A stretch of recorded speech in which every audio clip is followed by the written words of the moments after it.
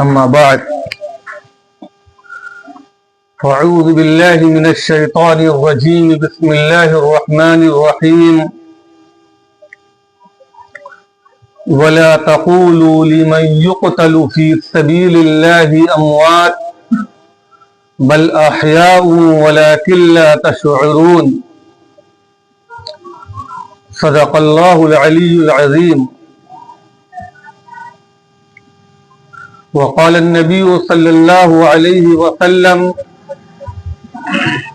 لو كان بعد نبي لكان عمر او كما قال عليه الصلاة والسلام۔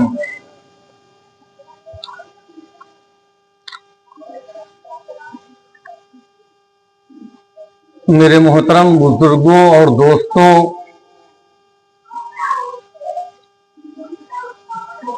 کسی نیکی کی توفیق کا ملنا یہ اللہ کی طرف سے نعمت ہے۔ ہم اور آپ اللہ کے پاکیزہ گھر میں جمع ہیں، یہ اللہ تبارک و تعالی کی خاص رحمت ہے، توفیق ہے۔ اگر اللہ کی جانب سے توفیق نہ ہو تو ہم بھی یہاں موجود نہ ہوتے۔ اللہ کی طرف سے جو نعمتیں ملتی ہیں انسان کو اس کے اوپر شکر ادا کرنا چاہیے، اللہ تبارک و تعالی کی حمد و ثنا بیان کرنی چاہیے۔ یہ محرم الحرام کا مہینہ ہے، حرمت والا مہینہ ہے، قابل احترام مہینہ ہے۔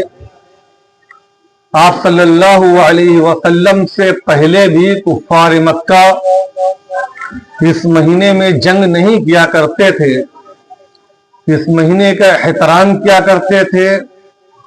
اسی مہینے میں غلاف کعبہ تبدیل ہوتا تھا۔ آج موجودہ دور میں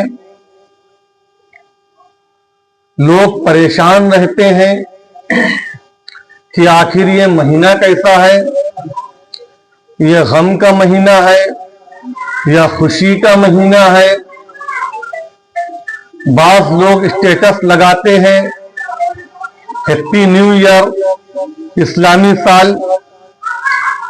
بعض لوگ یہ لکھتے ہیں کہ جنوری سے انگریزوں کا مہینہ چالو ہوتا ہے، اس کی تو سب مبارکباد دیتے ہیں، لیکن اسلامی مہینہ یہ محرم کا ہے تو ہم کو محرم کے مہینے میں مبارکباد دینی چاہیے۔ بعض لوگ یہ کہتے ہیں کہ یہ غم کا مہینہ ہے، یہ کالے کپڑے پہننے کا مہینہ ہے، اس میں مبارکباد دینا ٹھیک نہیں ہے۔ رجحان یہ بنا ہوتا ہے کہ نیا کپڑا خرید نہیں سکتے ہیں، نیا کپڑا پہن نہیں سکتے ہیں، کسی طریقے کی زیب و زینت اختیار نہیں کر سکتے ہیں، چوڑیاں بھی اتار دی جائیں، یعنی پورا مہینہ غم کا گزارا جائے۔ کیوں غم کا مہینہ ہے؟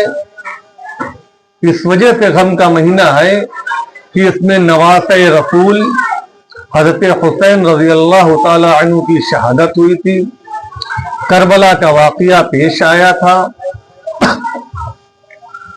اب اہل بیت کا گھرانہ شہید ہو گیا تھا، تو ہم کیسے خوشی منا سکتے ہیں؟ لہذا کوئی مجھے مبارکباد نہ دے۔ عام انسان کے لیے ہے کہ آخر وہ کرے تو کیا کرے، اس کو کرنا کیا چاہیے؟ اس مہینے کو وہ غم کا مہینہ مانے یا خوشی کا مہینہ مانے، تردد میں رہتا ہے انسان۔ پہلی بات تو یہ سمجھیے آپ کہ جس وجہ سے ہم یہ کہتے ہیں کہ یہ غم کا مہینہ ہے، اور کہتے اس وجہ سے ہیں کہ اس میں شہدائے کربلا، اہل بیت، حضرت حسین، ایک واقعہ پورا پیش آیا تھا. یعنی اہل بیت اس میں شہید ہوئے تھے، ان کو شہادت کا مقام ملا تھا. اس وجہ سے ہم اس مہینے میں غم مناتے ہیں. تو جس وجہ سے آپ غم مناتے ہیں، سب سے پہلے یہ سمجھیے کہ یہ شہادت ہے کیا. شہادت کا مقام ملنا یہ غم کا باعث ہے یا خوشی کا باعث ہے؟ شہید اللہ کے یہاں ایک مقام و مرتبہ ہے یا اللہ کے یہاں سزا و عقاب کا ذریعہ ہے؟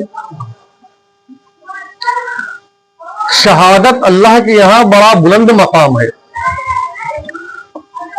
تو جس کو بلند اور اونچا مقام مل جائے اس کے اوپر غم نہیں کیا جاتا ہے.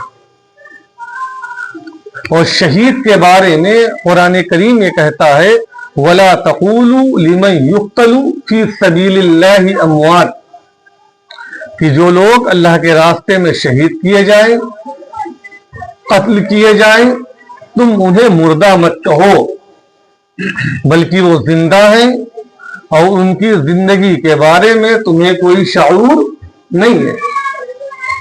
تو اللہ تبارک و تعالی جس کے بارے میں یہ کہہ رہے ہیں کہ یہ زندہ ہیں، ان کا بڑا مقام و مرتبہ ہمارے یہاں ہے. ان کا معاملہ یہ ہے کہ ان کو ہمارے یہاں رزق بھی دیا جا رہا ہے. اور شہداء کے بارے میں یہ کہہ دیا گیا کہ زمین سے کہ ان کے جسم کا کھانا ان کے اوپر حرام ہے. کل میدان محشر میں اسی طرح تر و تازہ ان کی لاشیں اٹھیں گی اور اس طریقے سے اللہ کے دربار میں جائیں گی کہ جسم سے خون نکل رہا ہوگا اور یہ کہہ رہے ہوں گے اے اللہ تعالی ہم تیرے دین کے لیے قربان ہو گئے.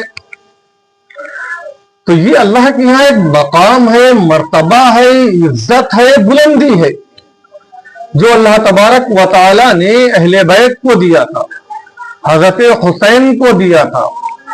تو اہل بیت کو اگر مقام و مرتبہ مل رہا ہے، بلندی مل رہی ہے، عزت مل رہی ہے، سرفرازی مل رہی ہے، تو پھر یہ غم کا مہینہ کیسے ہو سکتا ہے؟ یہ مصیبت کا مہینہ کیسے ہو سکتا ہے؟ جیسے مثال کے طور پر دنیاوی اعتبار سے تو یہ ہوتا ہے کہ میرے والد کا انتقال ہوا، آپ کے والد کا انتقال ہوا، آپ کے گھر والے میں سے کسی کا انتقال ہو گیا، تو ایک طرح کی ایک غم رہے گا کہ تکلیف ہے کہ ہمارے درمیان کے چلے گئے. لیکن اگر آپ یہی نبی کے زمانے میں ہوتے یا نبی آپ کو یہ بتا دیتے کہ آپ کے والد جو ہیں وہ جنت میں سیر کر رہے ہیں، جنت میں اڑ رہے ہیں، جنت میں دوڑ رہے ہیں، ان کا استقبال حوریں کر رہی ہیں، جنت کی کھڑکی ان کے لیے کھول دی گئی ہے اور جنت میں چل رہے ہیں، تو کیا تب بھی آپ روئیں گے، گڑ گڑائیں گے، پریشان ہوں گے؟ ایک یہ چیز تو رہی گئی کہ ہمارے درمیان سے چلے گئے. لیکن جب آپ کو یہ پتا چل جائے کہ ہمارے والد جو ہیں وہ نبی کے ساتھ ہیں، فرشتوں کے ساتھ ہیں، جنت کے اندر ہے، خوش و خرم ہے، تب بھی کیا وہ باہر چلائے گا، کھڑبڑائے گا، ہائے والد کرے گا؟ نہیں کرے گا نا.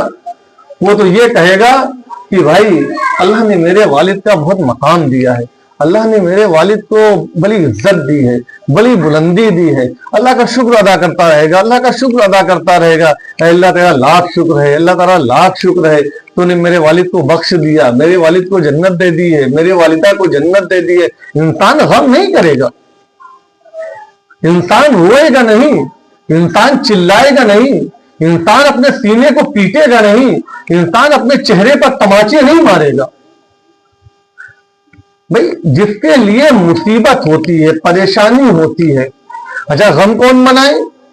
غم وہ منائے جن کے بارے میں یہ کہا گیا کہ یہ جہنمی لوگ ہیں، جو یزیدی تھے، شمر والے تھے، یزید کے لوگ تھے، جنہوں نے حضرت حسین کو گھیرا تھا، جنہوں نے حضرت حسین کو روکا تھا، جنہوں نے اہل بیت کے اوپر پانی کو بند کیا تھا، जिन्होंने अहले बैत के ऊपर जुल्म सितम किया था, जिन्होंने अहले बैत को शहीद किया था, वो गम मनाए। उनके लिए हलाकत थी, उनके लिए बर्बादी थी, उनके लिए तबाही है, उनके लिए जहन्नम है, उनके लिए अल्लाह की फिटकार है, उनके लिए फरिश्तों की लानत है, उनके लिए नबियों की लानत है, उनके ऊपर जमीन भी लानत भेजती, उनके ऊपर आसमान भी लानत भेजता, अल्लाह की हर शय लानत भेजती है।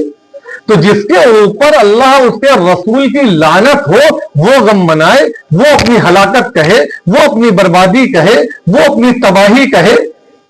लेकिन जिसको अल्लाह तबारक व तआला ने बुलंदी अता की हो, इज्जत अता की हो, सरफराजी अता की हो, अपने पास एक मकाम दिया हो, तो उसके लिए कैसा गम, उसके लिए कैसी मुसीबत, उसके लिए कैसी परेशानी। लिहाजा यह मुहर्रमुल हराम का महीना ये गम का महीना नहीं है, ये नहूसत का महीना नहीं है, ये मनहूसियत का महीना नहीं है, ये अल्लाह का महीना है, ये अल्लाह के दिन है, ये अल्लाह की तारीख है। लिहाजा इसमें जो है कोई जो है चूड़ियां ना तोड़े, कोई अपने लिबास तब्दील न करे, बहुत गम न मनाए, बल्कि इस महीने में इबादत करे, रियाजत करे, अल्लाह की इबादत कसरत से करे, मस्जिद को आबाद रखे, नवाफिल भी मस्जिद में पढ़ने के लिए आए, रोजे का एहतिमाम करे।